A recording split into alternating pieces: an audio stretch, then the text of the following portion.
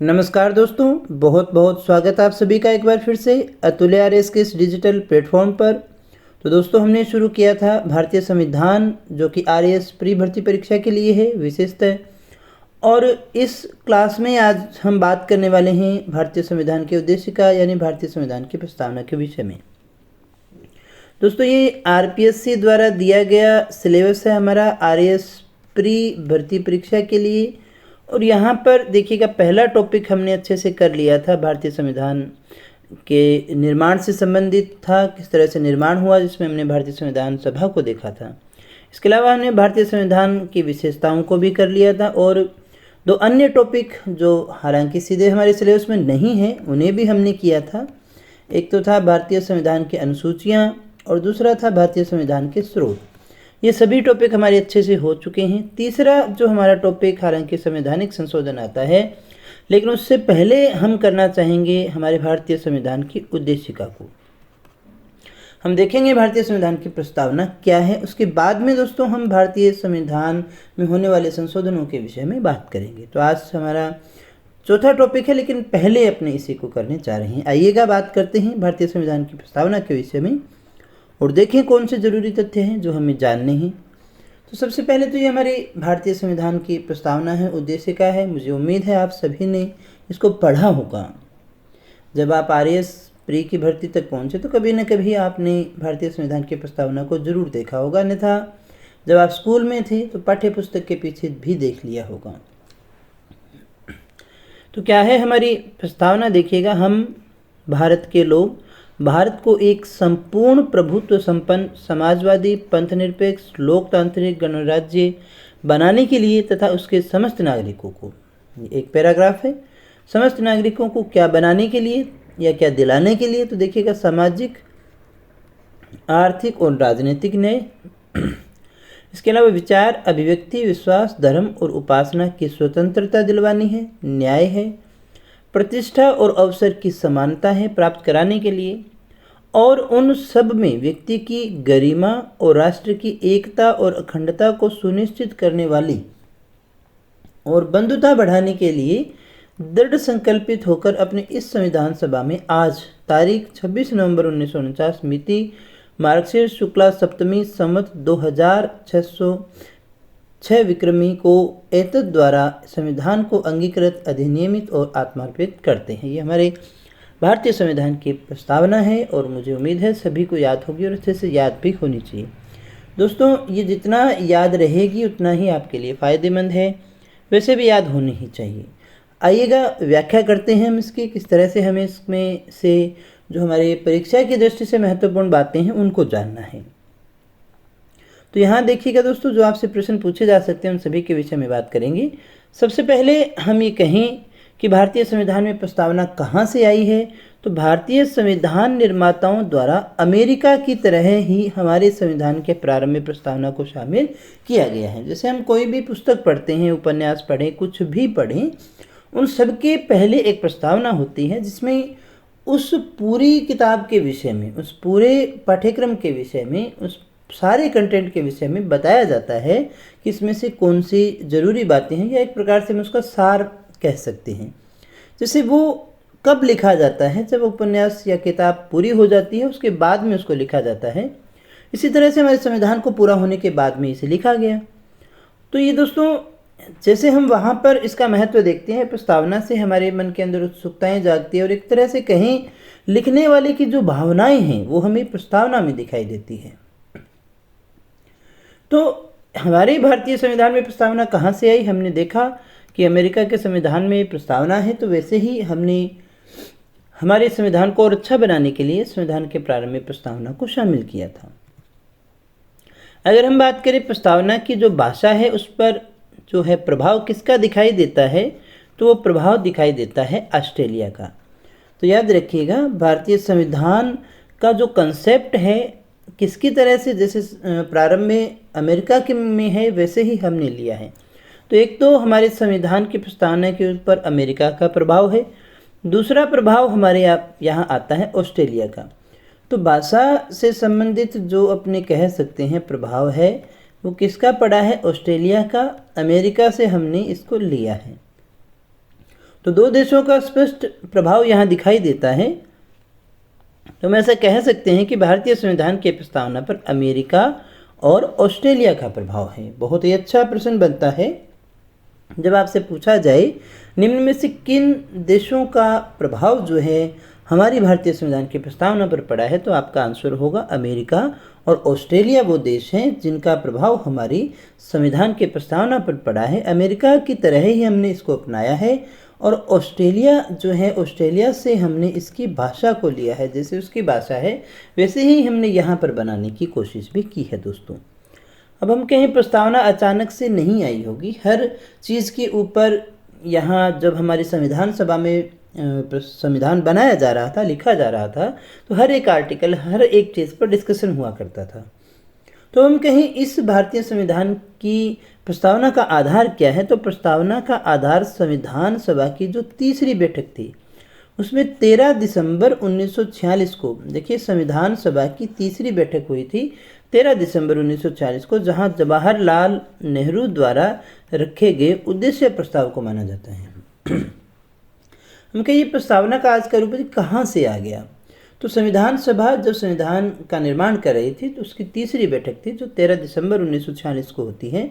वहाँ जवाहरलाल नेहरू एक प्रस्ताव रखते हैं, उद्देश्य प्रस्ताव, और वही उद्देश्य प्रस्ताव जो है वो आगे चल कर के भारतीय संविधान की उद्देशिका या प्रस्तावना के रूप में हम देखते हैं।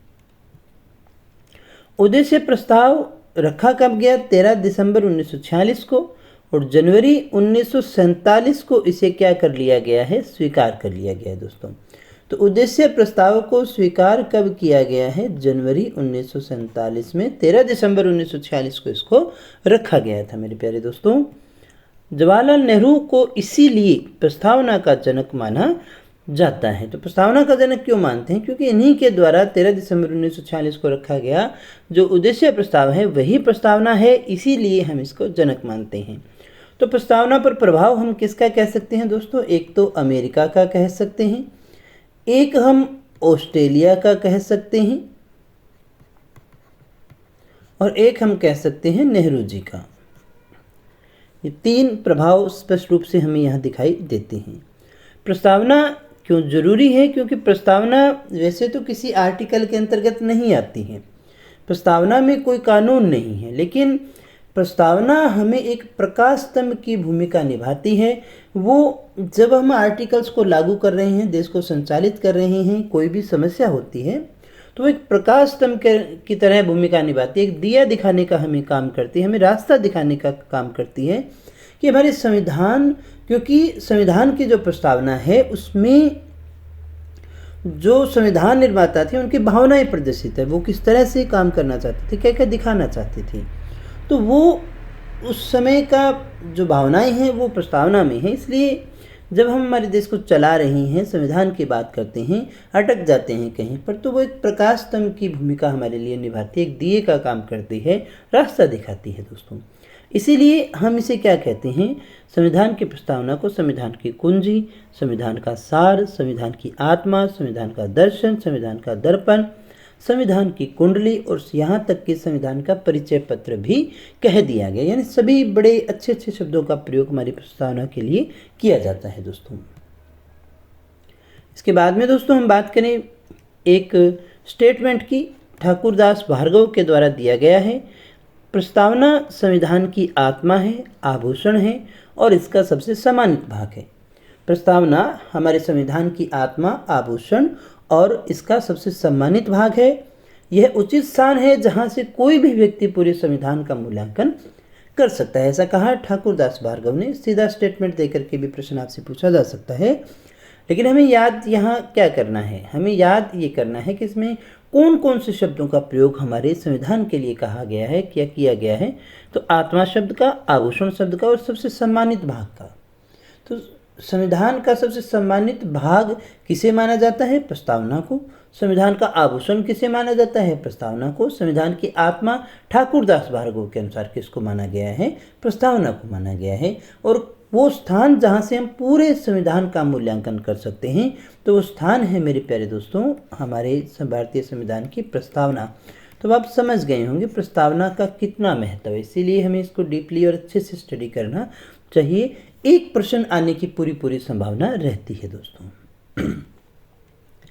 इसके बाद में हम बात करें दूसरे स्टेटमेंट की। अर्नेस्ट वॉकर ने कहा था प्रस्तावना संविधान की कुंजी है, और इसके अनुसार भारतीय संविधान की, और इनके अनुसार, किसके अनुसार, अर्नेस्ट वॉकर के अनुसार इसने दो बातें कही। एक तो कहा भारतीय संविधान की प्रस्तावना जो है इसके संविधान की कुंजी है। दूसरा, भारतीय संविधान की जो प्रस्तावना है वो विश्व की सर्वश्रेष्ठ प्रस्तावना है। अगर आपसे पूछा जाए भारतीय संविधान की प्रस्तावना को सबसे श्रेष्ठ प्रस्तावना किसने कहा है, तो वो अर्नेस्ट वॉकर ने कहा है। ये बात भी आपको याद रखना है। और कुंजी भी इन्हीं के द्वारा कहा गया है। दो शब्दों का प्रयोग किया गया है, और एक कुंजी शब्द का और एक कौन सा है, सर्वश्रेष्ठ शब्द का। दो शब्दों का प्रयोग होता है। इसके अलावा के.एम. मुंशी जो है उन्होंने भी कुंडली कहा है इसको, लेकिन इन्होंने क्या कहा है, राजनीतिक कुंडली। याद रखिएगा, के से कुंडली और के से के.एम. मुंशी शब्द हैं, थोड़े याद रखने पड़ेंगे। आत्मा आभूषण सबसे सम्मानित भाग, ठाकुरदास भार्गव ने कहा। मूल्यांकन कर सकते हैं, ठाकुरदास भार्गव ने कहा। चार शब्दों का प्रयोग किया। संविधान की कुंजी और भारतीय संविधान की प्रस्तावना बेस्ट प्रस्तावना है वर्ल्ड की, ऐसा कहा अर्नेस्ट वॉकर ने। राजनीतिक कुंडली, जैसे कुंडली से हम सभी चीज़ों का अंदाज़ा लगा सकते हैं आगे क्या होने वाला है, वैसे ही कुंडली का काम करती है। ये हमारी राजनीतिक कुंडली, ऐसा कहा था के.एम. मुंशी महोदय ने। प्रस्तावना हमारे संविधान निर्माताओं के दीर्घकालीन स्वप्नों का विचार है, यानी आने वाले समय में भारत के लिए जो हमने सपने देखे, हमारे संविधान निर्माताओं ने देखे, देश की आज़ादी के बाद में देखे, उन स्वप्नों का विचार ही हमारी प्रस्तावना है, ऐसा कहा अल्लादी कृष्ण स्वामी अय्यर ने। काफ़ी इंपॉर्टेंट स्टेटमेंट है दोस्तों, कई बार परीक्षा में पूछे गए हैं। प्रस्तावना रूपी नींव पर संविधान के भवन का निर्माण किया गया है। ये भी बहुत अच्छा स्टेटमेंट है। किसके द्वारा कहा गया है, ये कहा गया है सुभाष कश्यप के द्वारा। प्रस्तावना रूपी नींव पर भारतीय संविधान के भवन का निर्माण किया गया। या हम कह सकते हैं कि जो संविधान का भवन है, पूरा संविधान है, उसकी नींव ही प्रस्तावना है, यानी उसी पर ये टिका हुआ है दोस्तों। अब हम कहें भारतीय संविधान पर क्या किसी क्रांतियों का प्रभाव भी पड़ा है, तो 3 वैश्विक क्रांतियों का प्रभाव यहाँ हमारे भारतीय संविधान की प्रस्तावना पर दिखाई देता है। इसमें से सबसे पहले है फ्रांसीसी क्रांति। फ्रांसीसी क्रांति से हमने 3 शब्द लिए हैं, स्वतंत्रता, समानता और बंधुत्व। तो दोस्तों बहुत बार तो ऐसा प्रश्न आ ही जाता है, निम्न में से कौन सा प्रभाव भारतीय संविधान की प्रस्तावना पर फ्रांसीसी क्रांति का है या नहीं है। तो वैसे भी आरपीएससी में तो जहाँ 3 शब्द आ गए वहाँ प्रश्न बन ही जाता है। स्वतंत्रता, समानता, बंधुत्व का जो नारा है वो हमने फ्रांसीसी क्रांति से लिया है। इसके अलावा अमेरिकी क्रांति से हम बात करें तो व्यक्तिगत और राजनीतिक स्वतंत्रता जो है वो हमने कहाँ से ली है, अमेरिकी क्रांति से। और रूसी क्रांति से हमने लिया है न्याय।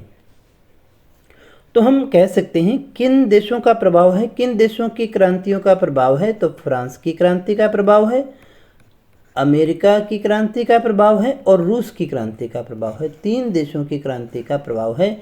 यहाँ से हमने अलग अलग शब्दों को लिया है, स्वतंत्रता, समानता और बंधुत्व हमने यहाँ से लिया है।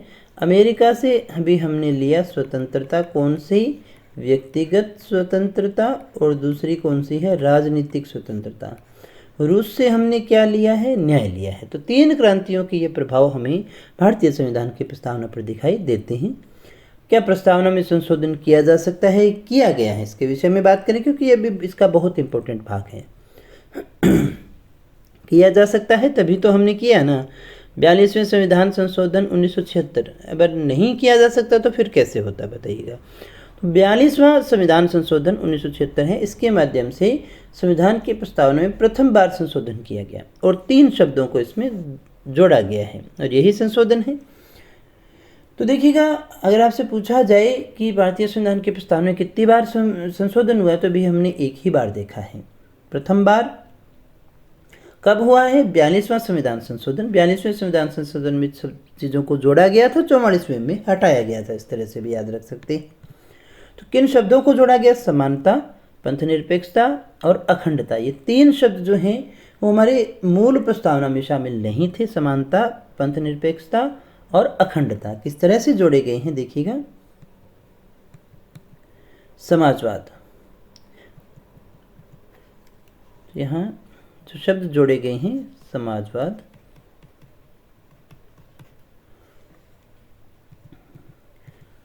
इससे तात्पर्य क्या है? समाजवाद का तात्पर्य हमारे संविधान में क्या है?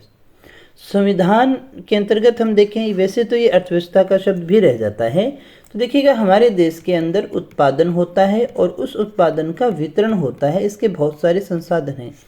तो इन उत्पादन और वितरण के समस्त संसाधनों पर किसका नियंत्रण होगा? कुछ लोगों का नियंत्रण नहीं हो सकता, कुछ लोगों के हाथ में नहीं हो सकते। इनका प्रयोग जो होगा वो सार्वजनिक हितों की पूर्ति के लिए ही होगा, ऐसा समाजवाद की बात की गई है। दोस्तों हमने क्या कहा? उत्पादन और वितरण के जो संसाधन हैं उन पर कुछ लोगों का अधिकार न होकर के पूरे समाज का अधिकार होगा, और उनका प्रयोग, जो भारत के उत्पादन के संसाधन हैं उनका प्रयोग सार्वजनिक हितों की पूर्ति के लिए किया जाएगा। भारतीय संविधान में अगर हम बात करें किस प्रकार का समाजवाद है, तो भारतीय संविधान के अंतर्गत लोकतांत्रिक समाजवाद को मान्यता प्रदान की गई है। कौन से को मान्यता प्रदान की गई है? लोकतांत्रिक समाजवाद को मान्यता प्रदान की गई है। समाजवाद के लक्ष्य संवैधानिक संसाधनों के माध्यम से की जाएगी, और लेकिन हमारे यहाँ ये भी है कि समाजवाद की स्थापना तो की जाएगी, लेकिन समाजवाद जो है वो हिंसात्मक नहीं होगा। हमारे यहाँ जो समाजवाद है वो लोकतांत्रिक समाजवाद होगा दोस्तों, और उसकी प्राप्ति भी जो है संवैधानिक संसाधनों के माध्यम से ही की जाएगी दोस्तों। कम्युनिस्ट वाला हम यहाँ नहीं कह सकते, जो समाज के ऊपर से ज़बरदस्ती जो है हिंसात्मक चीज़ों का सहारा लेता है, वो चीज़ यहाँ नहीं है। लोकतांत्रिक समाजवाद है दोस्तों, साम्यवाद नहीं है, समाजवाद है। इसके लिए ही भारत में मिश्रित अर्थव्यवस्था को अपनाया गया है, ताकि उत्पादन के साधनों पर किसी एक का प्रभाव नहीं रहे बल्कि सबका रहे। समाजवाद शब्द जोड़ने की अनुशंसा संविधान सभा में किसके द्वारा की गई थी?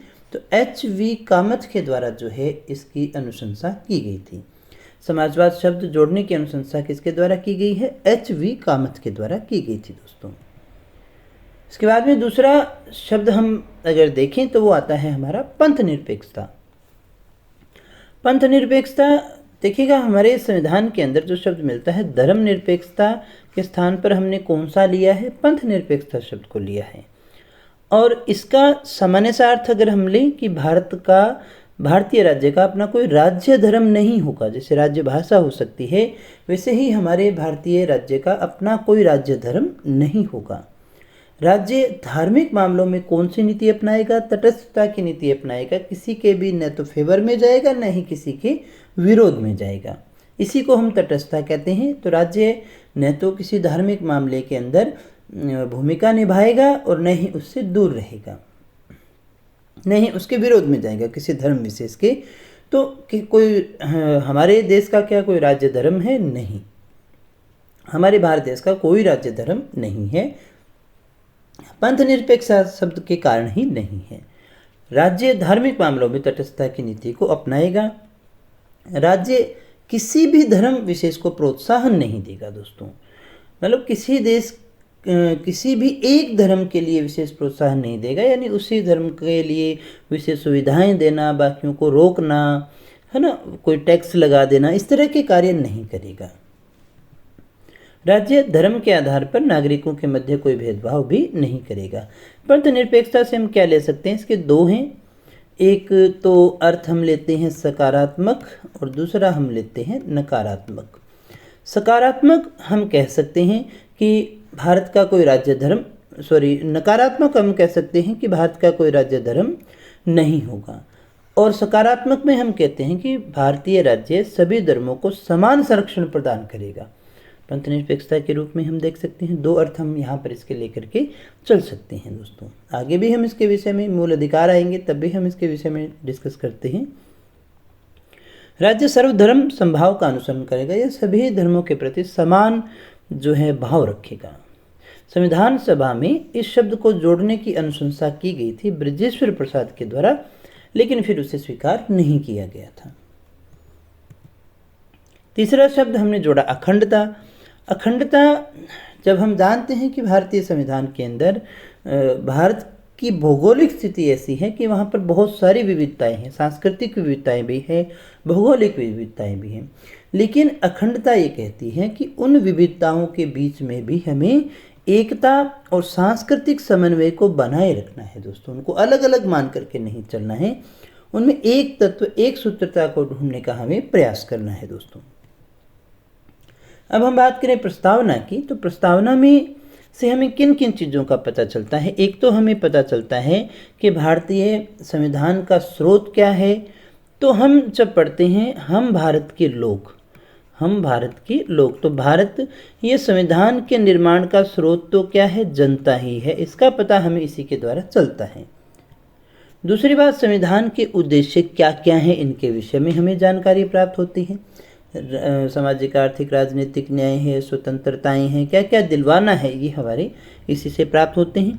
तीसरा, भारत की प्रकृति, भारत की प्रकृति कैसी है। हम भारत के लोग भारत को संपूर्ण प्रभुत्व, संपन्न, समाजवादी, पंथ निरपेक्ष, तो ये जो है, ये तीन शब्द जो हैं, गणराज्य, ये जो तीन चार शब्द हैं, ये भारत की प्रकृति बताते हैं कि भारत की नेचर कैसी है, बेसिक नेचर कैसी है। ये भी हमें प्रस्तावना से पता चलता है। इसके अलावा स्वीकार करने की तिथि जो है 26 नवंबर 1949 को मिति के द्वारा जो हमारी हिंदी माहों की जो तारीख है वो भी वहाँ पर बताई गई, तो स्वीकार करने की तिथि का हमें पता चलता है। इसके अलावा जहाँ संविधान की व्याख्या की बात हो तो वहाँ पर हम प्रस्तावना का सहारा लेते हैं। तो प्रस्तावना की उपयोगिता की बात करें तो ये 5 पॉइंट हमें याद रखने हैं। हमारे संविधान का स्रोत है, शासन का भी स्रोत यही है।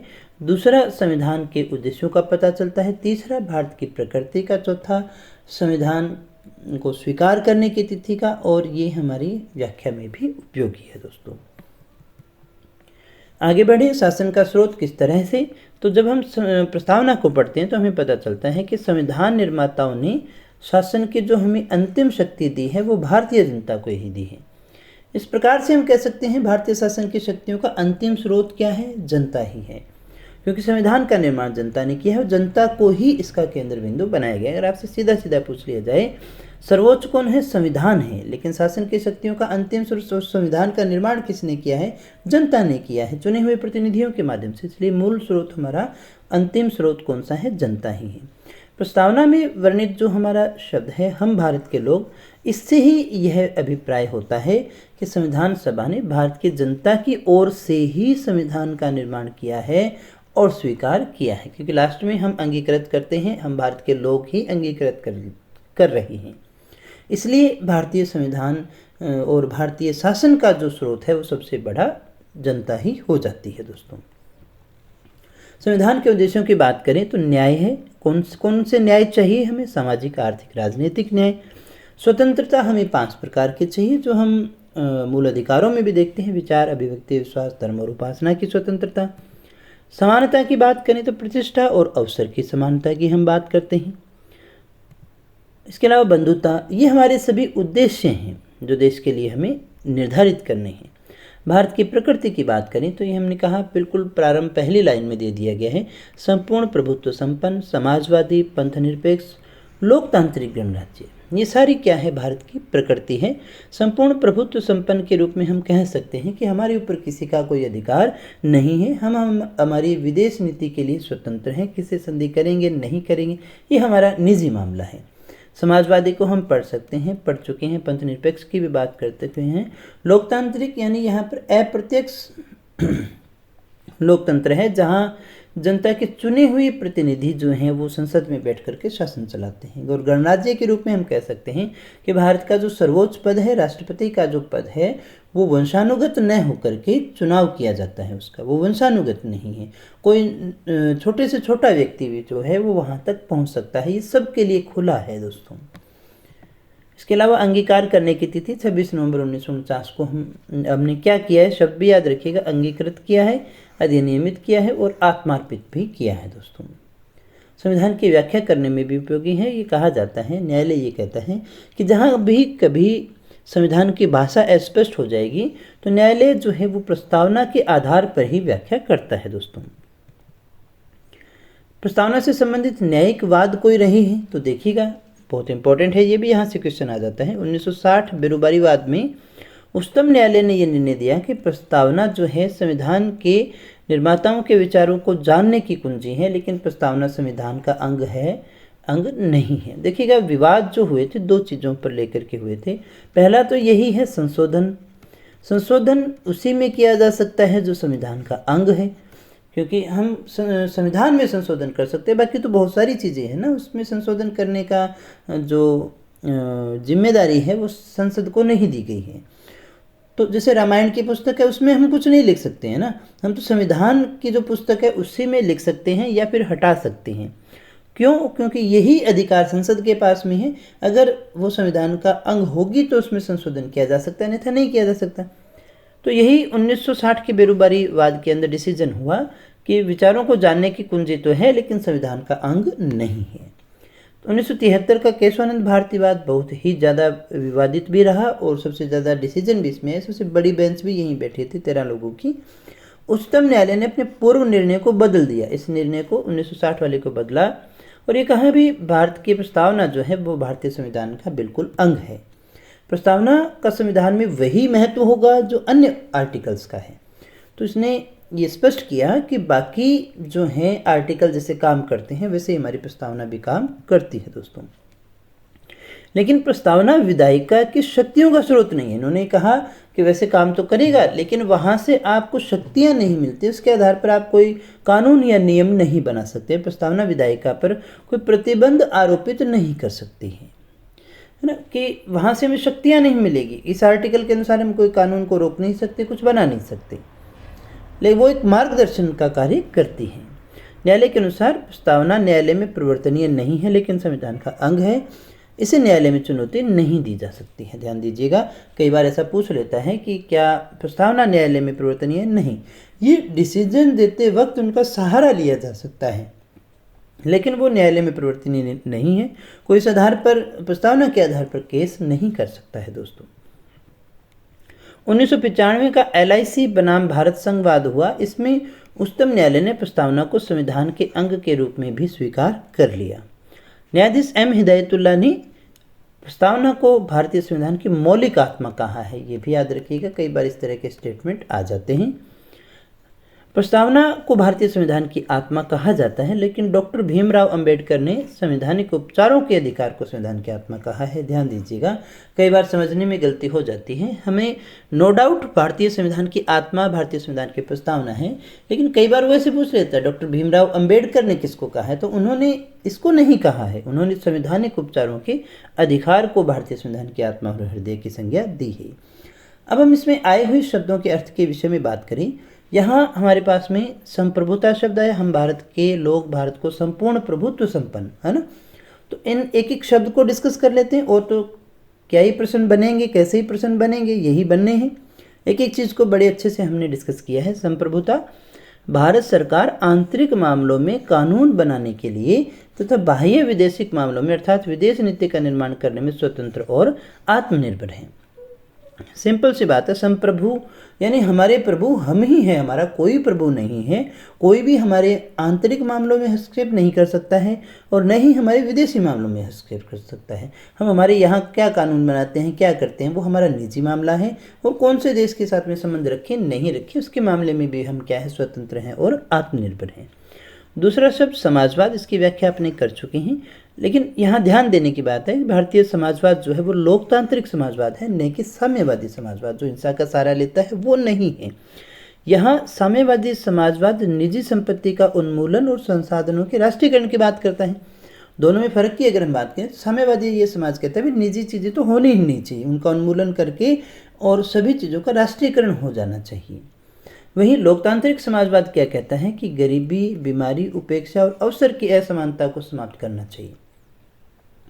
ये दोनों ही समाजवाद हैं, अलग अलग परिदृश्य से देखे गए। लोकतांत्रिक समाजवाद में हम कहते हैं कि जो गरीब है, बीमार है, उपेक्षा, उन सबको अवसर की समानता मिलनी चाहिए, उन सबकी असमानता को हमें ख़त्म करना है। और इसी के लिए ये मिश्रित अर्थव्यवस्था की बात करता है भी, निजी किसी में प्रतिभा है तो उसे आगे बढ़ने का भी मौका मिलना चाहिए और संसार के भारत के सब लोगों के पास में सब सुविधाएं भी होनी चाहिए। धर्मनिरपेक्ष की बात करें, पहले भी हमने इसको थोड़ा डिस्कस किया है। भारत का कोई राज्य धर्म नहीं है और धर्म व्यक्ति का निजी मामला है, वो जिसको चाहे माने। और राज्य जो है वो सभी धर्मों को समान रूप से संरक्षण प्रदान करता है, किसी एक को कोई विशेष संरक्षण नहीं देता है। कोई राज्य धर्म भी नहीं है और किसी के प्रति ज़्यादा उत्साहित भी नहीं होता है, किसी को बढ़ावा भी नहीं दे सकता और किसी को रोक भी नहीं सकता है।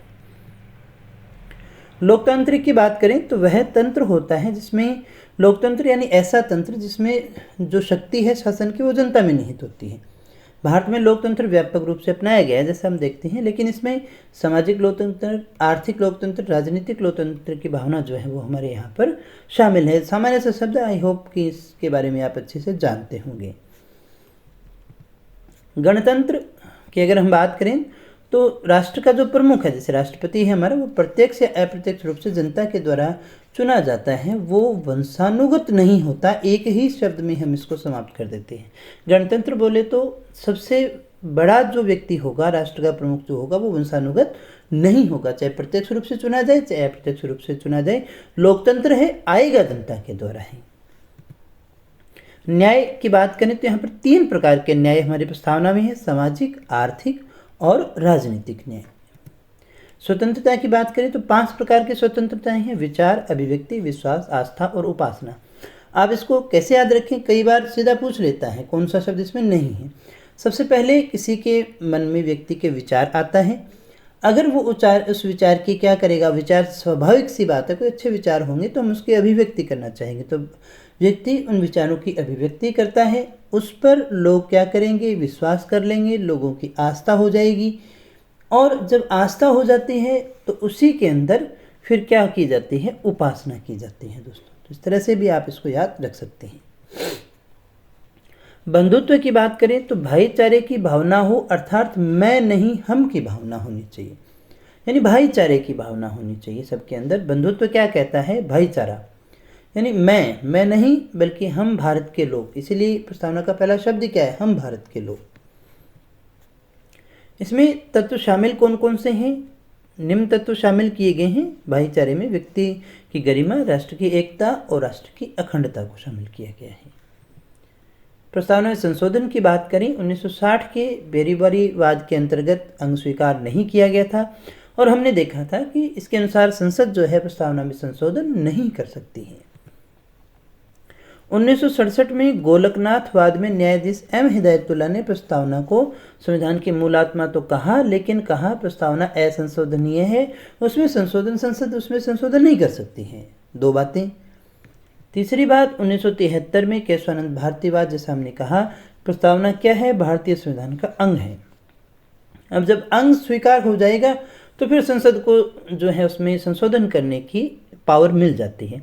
ध्यान दीजिएगा इस बात पर, क्यों इतना इम्पोर्टेंट क्यों है ये शब्द, इसलिए क्योंकि हमने कहा संसद जो हमारा भारतीय संविधान है उसमें संशोधन करने की ताकत किसके पास में है, संसद के पास में।